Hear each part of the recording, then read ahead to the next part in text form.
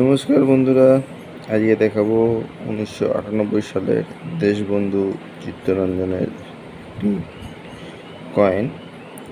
দেশবন্ধু চিত্তরঞ্জনের 1870 থেকে 1925 দেখতে পাচ্ছেন। কয়েনটিতে 3টি সাল লেখা আছে, একটি জন্ম এবং মৃত্যু সাল এবং কয়েনটি তৈরির সাল।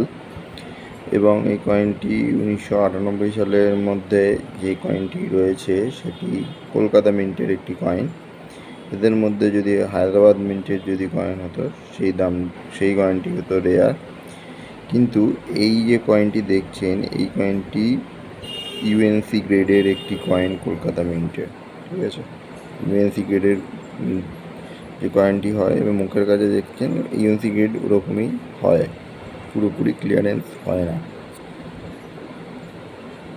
ওই দেখুন, এই টাইপের কয়েন প্রায় এখন কলকাতা মিন্টে দেখা খুবই রেয়ার। তার কারণ এরকম মুখ সিংহের স্পষ্ট ক্লিয়ারেন্স সেরকম প্রায় দেখাই যায় না। দেখুন, সত্যমেব জয়তে সবই একদম সুন্দর, নিট অ্যান্ড ক্লিন। এই যে দেখুন, পুরো ইউএনসি গ্রেডে। এবার যেটা কথা সেটা হচ্ছে, দেখুন এই জায়গা থেকে কিছুটা শিফটিং হয়েছে এইদিকে, এটা শিফটিং এর জন্য হয়েছে। অথবা আর একটা জিনিসও আমি খেয়াল করেছি, যে জন্য ভিডিওটা করা, এটা যেরকম স্মল প্ল্যান হয়, এটা বিগ প্ল্যান কয়েনের মধ্যে হয়তো পড়তে পারে, কারণ এটা আমার নজরে এসছে রিসেন্টলি।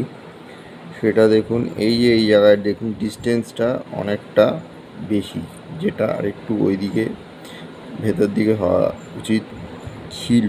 সেটা আমি দেখেছি বেশ কিছু কয়েনে, যেটা একদম সাইডে এতটা গ্যাপ নয়। এই যে কয়েনটি দেখছেন, এই কয়েনটির যে চাকতিটি রয়েছে সেটি একটু আকারে বড় আমার মনে হয়েছে, সেই জন্যে ভিডিওটা করা। দেখুন, এই দিক থেকে এবং এই দিক থেকে এরকমই হয়, কিন্তু কয়েনের এই যে চাকতিটি আছে, মানে এই যে দুটাকার, সেটি একটু বড়। এই যে দেখুন কতটা গ্যাপ। ঠিক আছে, কারণ এটি মিডিল পোর্শনেই আছে, নিচের যে প্ল্যানটি আছে সেটি একটু বড়।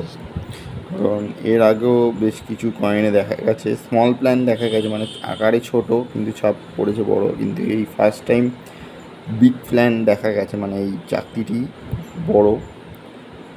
এই যে দেখুন কতটা গ্যাপ, মানে এই চাকতিটি বড়। আমি আরও ডিটেলসে খোঁজ নেব, আরও দেখব। আপনাদের কাছে কেউ ইনফরমেশান এই বিষয়ে থাকলে আপনারা অবশ্যই জানাবেন কমেন্টসে।